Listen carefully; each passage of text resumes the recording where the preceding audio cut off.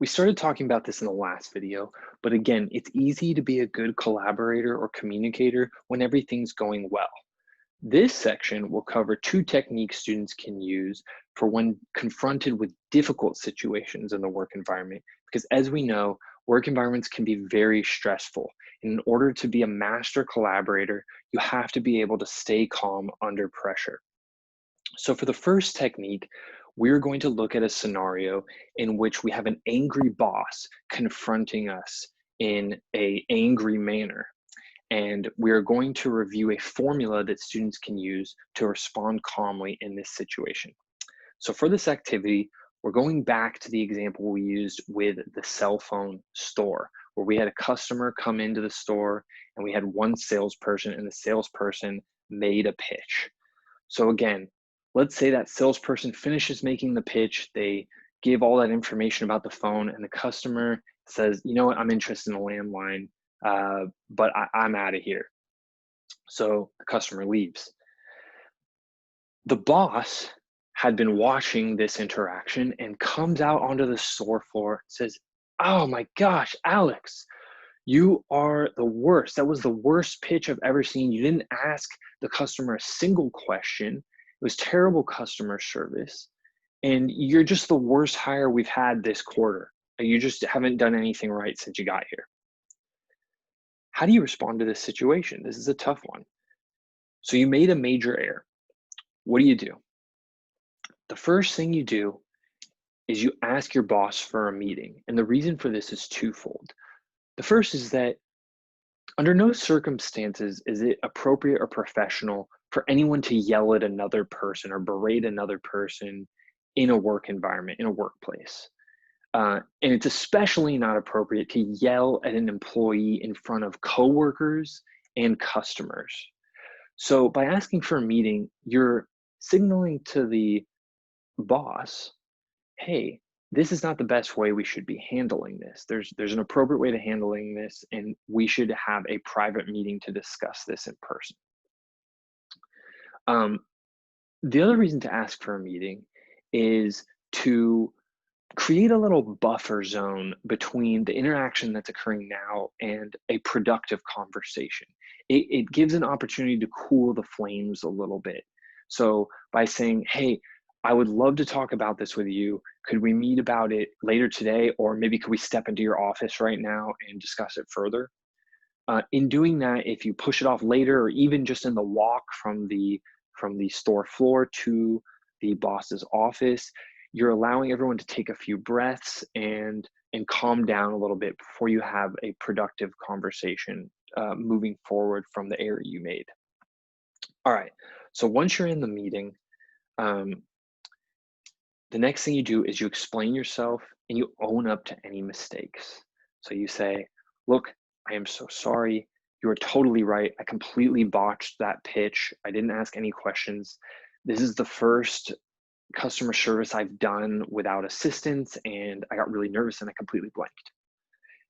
The reason you do this is to communicate to your employer, I understand why you're frustrated. I messed up. So again, it puts the boss on their heels. Like, okay, well, I am frustrated with this person, but at least they understand why I'm frustrated. So they are competent. And when someone understands where you're coming from, it's harder to be as angry with them. Once you've explained yourself and owned up to mistakes, here's the clincher. You offer a solution. So you say, look, I'm willing to work hard, do whatever it takes to become a better salesperson. Is there an extra training I can attend after work hours? Can I shadow the top salesperson? Do you have any advice for me from your extensive expertise and experience? So now, as the boss, I'm thinking, wow, I was really mad at this person, but they've just demonstrated to me that they're willing to work hard. They're taking initiative to pursue additional professional development. And this person has the potential to become a really effective employee. So in using those 3 steps, you have not only calmed down the situation, de-escalated the situation, but you've also turned it as an opportunity to demonstrate your maturity, your professionalism, and hopefully you gain some additional training and professional development from it. Now let's look at a similar but slightly different situation. Let's say we go back and you actually do make a good pitch and you make a sale. But let's say the boss, when he or she comes out, missed this. They got confused and they yell at you anyway. So you're getting confronted by an angry boss who's just in a bad mood and they totally misread the situation. How do you handle that? Well, it's the same formula. So again, you ask for that meeting. Ma'am, sir, I would love to meet with you to talk more about this. Can we go to your office or can we schedule something for later today? I'm happy to meet anytime. You explain yourself, but you don't own up to any mistakes if you didn't do any. And I always include this because I don't want young students, interns, or entry level employees to get bullied into apologizing for things they didn't do or taking responsibility for things that they don't need to take responsibility for. That's important too. Um, so explain yourself, explain what happened, but don't apologize if you didn't do anything wrong. And then again, offer a solution.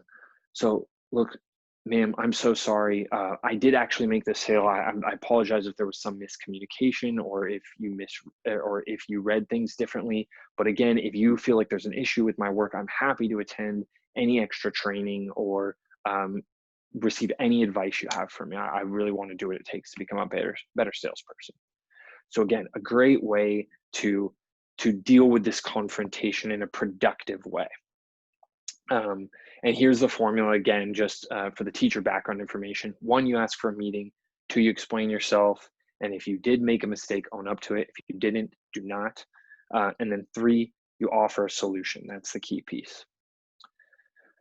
So we just covered a situation where we are being confronted or the student is being confronted by someone else.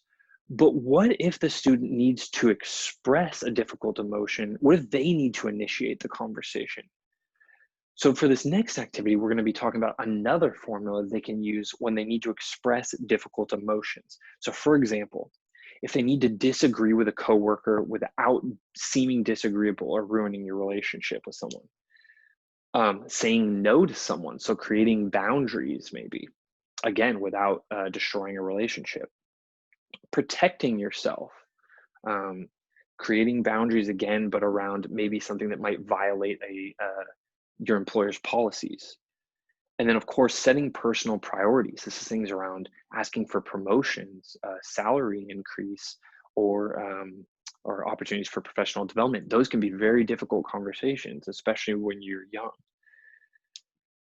And for this activity, we're going to have students practice using XYZ statements for each of these scenarios. So an XYZ statement follows the following formula. I feel X when you do Y in situation Z. And this came out of the research, and it's because using the XYZ method, having a formula makes it much easier to express yourself in a concise, clear way. So you might feel nervous, but when you have that formula, you can just plug in the elements you need, practice it, and then deliver it to an intimidating boss, for an example. And so let's see some examples of XYZ statements. So here's one where you're having a difficult situation where maybe you didn't receive credit for your work. So I feel strongly that I should receive recognition from the company based on my contributions last quarter.